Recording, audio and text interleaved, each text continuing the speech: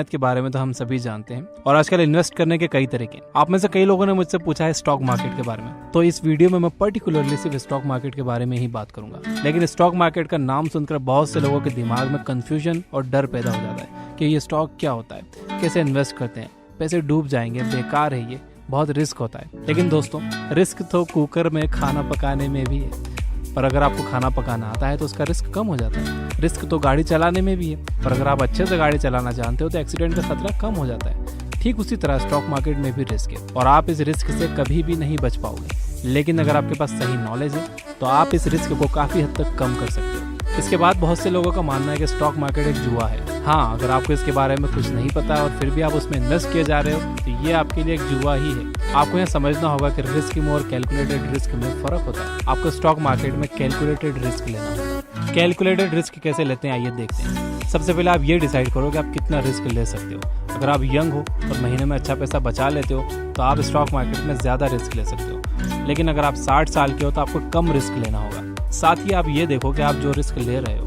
उस पर आपको कितना प्रॉफिट मिल रहा है। अगर आपको फ़ायदा सिर्फ 5 रुपये का हो रहा है लेकिन 20 रुपये का नुकसान होने का चांस है तो आपको इस तरह के इन्वेस्टमेंट नहीं करना चाहिए। तो सबसे पहले हम स्टॉक मार्केट की ABCD जान लेते हैं ताकि आपको इसके बारे में पता लग जाए।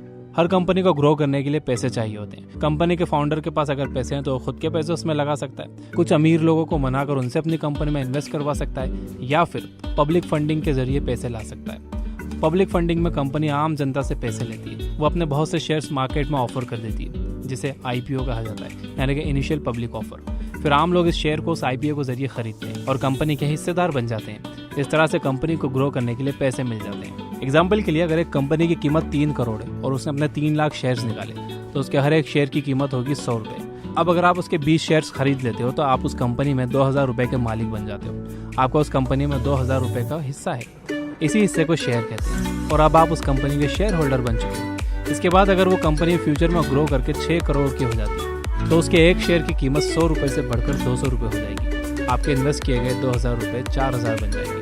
वैसे ही अगर कंपनी लॉस में जाकर 1 करोड़ की हो जाती है तो उसका एक शेयर 33 रुपये का हो जाएगा। आप जब चाहे अपने शेयर्स को बेचकर अपने पैसों को वापस पा सकते हैं। अगर आपको लग रहा है कि कंपनी डूब रही है या फ्यूचर में वो आपको प्रॉफिट कमा कर नहीं दे सकती तो आप उस कंपनी के शेयर्स को स्टॉक मार्केट में बेच सकते हो और उससे अपने पैसे वापस पा सकते हो। कंपनी को जो प्रॉफिट होता है तो वो कभी कभी उसे अपने शेयर होल्डर्स में बांट देती है। या तो वो अपने शेयर होल्डर्स को पैसे दे सकती है या फिर उसे और शेयर्स दे सकती है। इसे डिविडेंड कहा जाता है। कंपनी के शेयर्स के दाम तब बढ़ जाते हैं जब इसे बहुत से लोग खरीदना चाहते हैं। मार्केट का एक यूनिवर्सल लॉ है, if demand goes up price goes up and vice versa. इसका मतलब है अगर एक कंपनी बहुत प्रॉफिट कमा रही है तो उसके स्टॉक्स बहुत से लोग खरीदना चाहेंगे। अगर उसके स्टॉक्स बहुत से लोग खरीदना चाहेंगे तो उसकी डिमांड बढ़ जाएगी और उसकी कीमत भी। ठीक इसी तरह अगर कंपनी नुकसान में जा रही है तो उसके स्टॉक्स कोई नहीं लेना चाहेगा। जिन लोगों ने उसे ले रखे हैं वो उसे बेचने लगेंगे और उसके प्राइस घट जाएंगे। देखिए, सिंपल रूल ये है कि आपको एक कंपनी में तब इन्वेस्ट करना चाहिए जब उसके स्टॉक की कीमत कम हो। इसके बाद जब उसकी कीमत बढ़ेगी तो या तो आप उसे बेच दीजिए और तुरंत पैसे वापस ले लीजिए या फिर लॉन्ग टर्म के लिए इन्वेस्ट करने के इरादे से उसे वहीं पर छोड़ दीजिए। एक एग्जांपल बताता हूँ। 2004 में जिस भी आदमी ने गूगल में लॉन्ग टर्म के लिए अपना पैसा लगाया होगा उसे अब तक अरबों रुपए का प्रॉफिट डिविडेंड के रूप में मिला होगा। और अगर वो अपने शेयर्स नहीं बेचता है तो उसे जिंदगी भर गूगल से पैसे मिलते रहेंगे। लेकिन सारी कंपनीज गूगल और फेसबुक की तरह नहीं होती। बहुत सी फेल हो जाती हैं जिससे इन्वेस्टर्स को नुकसान हो जाता है। इसीलिए आपको स्टॉक मार्केट को बहुत डीप में समझने की ज़रूरत है। इंडिया में 2 स्टॉक मार्केट्स हैं जिनका नाम है बॉम्बे स्टॉक एक्सचेंज और नेशनल स्टॉक एक्सचेंज।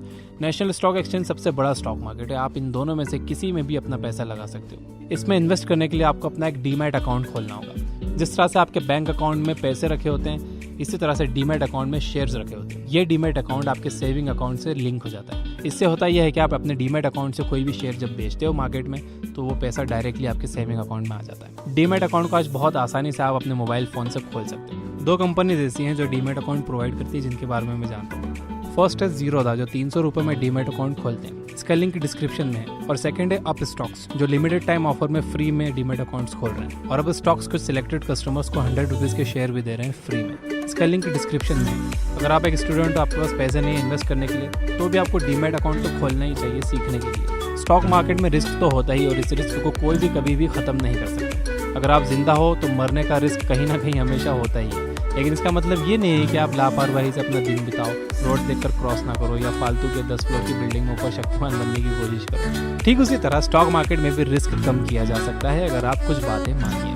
सबसे पहले एक्सपर्ट से कांटेक्ट बनाओ। आपके कांटेक्ट में जितने ज़्यादा एक्सपर्ट्स होंगे, स्टॉक मार्केट में आपके कामयाब होने के चांसेस उतने ज़्यादा होंगे। इसके बाद किसी एक्सपर्ट की बात पर सिर्फ इसलिए भरोसा मत करो क्योंकि वो एक्सपर्ट है।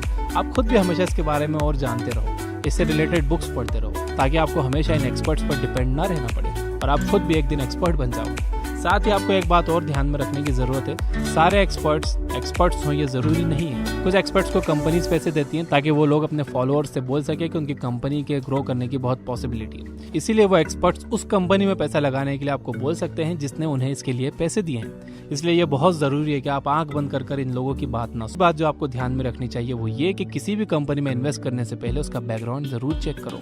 ये देखो कि पिछले कुछ सालों में कंपनी ने कितना प्रॉफिट कमाया है, उसने अपने शेयर होल्डर्स को कितना डिविडेंड दिया है, उसके फाउंडर्स कैसे हैं, उसका मैनेजमेंट कैसा है, उस कंपनी की टीम कैसी है। आप उस कंपनी के हर पहलू को अच्छे से परखिए और फिर ये फैसला कीजिए कि वो इन्वेस्ट करने लायक है या नहीं। इसके बाद ये देखिए कि इस कंपनी के फ्यूचर में ग्रो करने के चांसेस कितने हैं। आप सोचते होंगे कि टेक्नोलॉजी और गेम्स की कंपनीज बहुत फायदा कमाती हैं। ये सच है, लेकिन वो ज्यादा दिन मार्केट में नहीं रहती। लोग एक ही गेम खेल कर ऊब जाते हैं, अब वो चाहे पबजी हो या पोकेमॉन गो। इस तरह की कंपनीज शॉर्ट टर्म में फायदा कमाने के लिए अच्छी होती हैं, लेकिन लॉन्ग टर्म में ये फेल हो जाती हैं क्योंकि लोगों को हमेशा कुछ नया चाहिए होता है। ज्यादा फायदा कमाने के लिए आपको एक कंपनी में लॉन्ग टर्म के लिए इन्वेस्ट करना होगा, लेकिन अगर आप शॉर्ट टर्म में पैसा लगाना चाहते हो तो उसमें भी कोई बुराई नहीं है, बस आपको उसमें फ़ायदा कम होगा या हो सकता है नुकसान हो जाए। अगर आपको वाकई एक दिन वॉरेन बफेट और राकेश झुनझुनवाला की तरह एक बड़ा इन्वेस्टर बनना है और आप स्टॉक मार्केट को एक करियर की तरह चुनना चाहते हो तो ये ज़रूरी है कि आप इसमें एक्सपर्ट बनो। स्टॉक मार्केट का कॉन्सेप्ट सिर्फ इस वीडियो में ख़त्म नहीं होता, ये बहुत बड़ा सब्जेक्ट है। अगर आपको इससे रिलेटेड बुक्स पढ़नी है तो आप ये किताबें पढ़ सकते हो। The intelligent investor, the wealth of common sense, the falcon method, the most important thing. इसके अलावा ये याद रखिए कि शुरुआत में आपसे गलतियां होंगी, आपको इन गलतियों से सीखना होगा। अगर आप सिर्फ पार्ट टाइम में स्टॉक मार्केट में इन्वेस्ट करना चाहते हो तो आप सिंपली म्यूचुअल फंड्स के जरिए काम कर सकते हो, जिस पर मैंने एक पहले वीडियो बनाई। तो दोस्तों ये थी वो बातें स्टॉक मार्केट के बारे में जो मुझे पता थी, जो मैंने आपको बता दी। अगर आप इन्वेस्टमेंट से रिलेटेड बुक समरीज पढ़ना और सुनना चाहते हो तो आप ये बुक ऐप डाउनलोड कर सकते हो। Finally, you guys are amazing, keep reading, keep learning, keep growing. Thank you for watching.